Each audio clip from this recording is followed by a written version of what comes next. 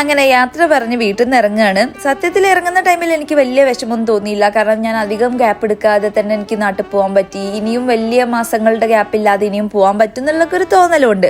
പക്ഷെ ഇപ്പോൾ video edit ചെയ്യുന്ന സമയത്ത് ഓരോരുത്തരുടെയും ഫേസ് ഒക്കെ കാണുന്ന സമയത്ത് ഇപ്പം എനിക്ക് വല്ലാണ്ട് സങ്കടം തോന്നുന്നുണ്ട്.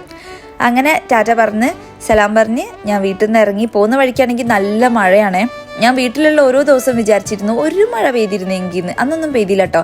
ഇപ്പോഴാണെങ്കിൽ പെരും മഴ എന്ന് പറഞ്ഞാൽ ഒരു രക്ഷയില്ലാത്ത മഴ. എൻ്റെ ഫ്രണ്ട് പറയായിരുന്നു, നീ നാട്ടിൽ കാലുകുത്തിയാൽ മഴ പെയ്യൂലെന്ന്, നീ പോകുമ്പോൾ കണ്ടില്ലേ മഴ പെയ്യുന്നെന്ന്. എന്തായാലും എനിക്ക് സന്തോഷമായി ഒരു മഴ കണ്ടപ്പോൾ.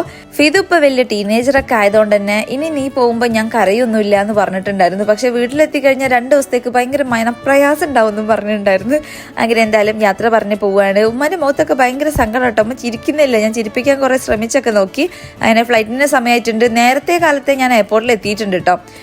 പക്ഷെ പണി പളിയത് എവിടെയെന്ന് അറിയോ? വെയിറ്റ് നോക്കിയപ്പോൾ 5 കിലോ കൂടുതൽ. എൻ്റെ വീട്ടിലെ മെഷീനിൽ നോക്കിയപ്പോൾ കറക്റ്റ് 40 കിലോ ആയിരുന്നു. ഇവിടെ എത്തിയപ്പോൾ അത് 45. ആ കിടക്കുന്നത് ഞാൻ കൊണ്ടുവന്ന ചക്ക, ഈ പോകുന്നത് ഞാൻ പറിച്ച ചാമ്പക്ക. ചക്കയും കൊണ്ടേ വരാമെന്ന് പറഞ്ഞത് ഫൈയാണ്. ചാമ്പക്ക മസ്റ്റായിട്ടും എടുക്കണം എന്ന് പറഞ്ഞത് എൻ്റെ ഫ്രണ്ട് ഷംനിയാണ്. ഇനി രണ്ടിൻ്റെ സങ്കടം ഞാൻ കാണേണ്ടി വരും. കഴിഞ്ഞ ദിവസം കഷ്ടപ്പെട്ട് പോയി പറിച്ച ചാമ്പക്കയാണ് ഇപ്പോൾ ആ വേസ്റ്റിൽ പോയത്. ഇതൊക്കെ പോകുന്നതിലല്ല കേട്ടോ, നല്ലോണം കഷ്ടപ്പാട്. പ്രത്യേകിച്ച് ഒറ്റക്കാണെന്നുണ്ടെങ്കിൽ വെയിറ്റ് ഒക്കെ ഇതുപോലെ നോക്കാണ്ട് വന്നു കഴിഞ്ഞാൽ പെടും. എനിക്ക് അറിയാവുന്നതാണ്. പക്ഷെ ചിലപ്പോൾ ഇങ്ങനത്തെ അബദ്ധം പറ്റിപ്പോകുന്നതാണ്. എന്തായാലും പറ്റി, ഇനിയില്ല. അതിൻ്റെ ഇടയിൽ ഒരു കാര്യം, ഞാൻ ഇട്ടിട്ടുള്ള ഡ്രസ്സ് നിങ്ങൾക്ക് ഇഷ്ടപ്പെട്ടെന്നുണ്ടെങ്കിൽ എൻ്റെ സ്റ്റോറിയിലും സ്റ്റോറി ഹൈലൈറ്റ്സിലും നോക്കിക്കഴിഞ്ഞാൽ അതിന്റെ ലിങ്ക് ഞാൻ കൊടുത്തേക്കാം. നന്നായി ക്ഷീണിച്ചുകൊണ്ട് തന്നെ ഫ്ലൈറ്റ് ടേക്ക് ഓഫ് ചെയ്യുന്നതിന് മുന്നേ ഞാൻ ഉറങ്ങിപ്പോയി. പിന്നെ നേരം വെളുക്കുമ്പോഴാണ് എഴുന്നേറ്റത്. പിന്നെ എയർ അറേബ്യയിൽ നിന്ന് കിട്ടുന്ന പാസ്ത, അത് നല്ലതാണ്. ഞാൻ നേരത്തെ ബുക്ക് ചെയ്ത് വെച്ചിട്ടുണ്ടായിരുന്നു.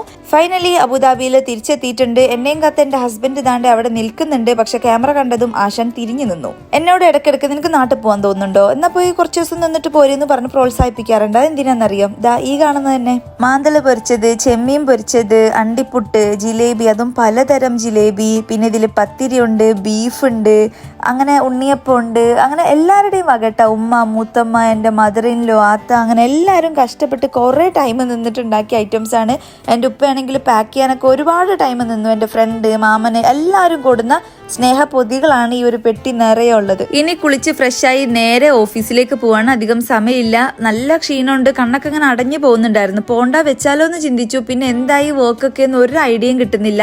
ബാക്കിയുള്ളവരെയൊക്കെ ഏൽപ്പിച്ചു പോയതാണ്. അപ്പം എന്തായാലും പോവാതെ എനിക്കൊരു സമാധാനം ഇല്ലാത്തതുകൊണ്ട് നേരെ പോയി. പിന്നെ ആ സമയത്ത് കയ്യിൽ കിട്ടിയ കുറെ സാധനങ്ങളൊക്കെ കയ്യിലെടുത്തിട്ടുണ്ടായിരുന്നു. നാട്ടിലെ ബേക്കറിക്ക് ഇവിടെ ഭയങ്കര ചെലവാട്ടോ. അങ്ങനെ സുലൈമാനിയും കൂട്ടി അടിക്കുവാണ്.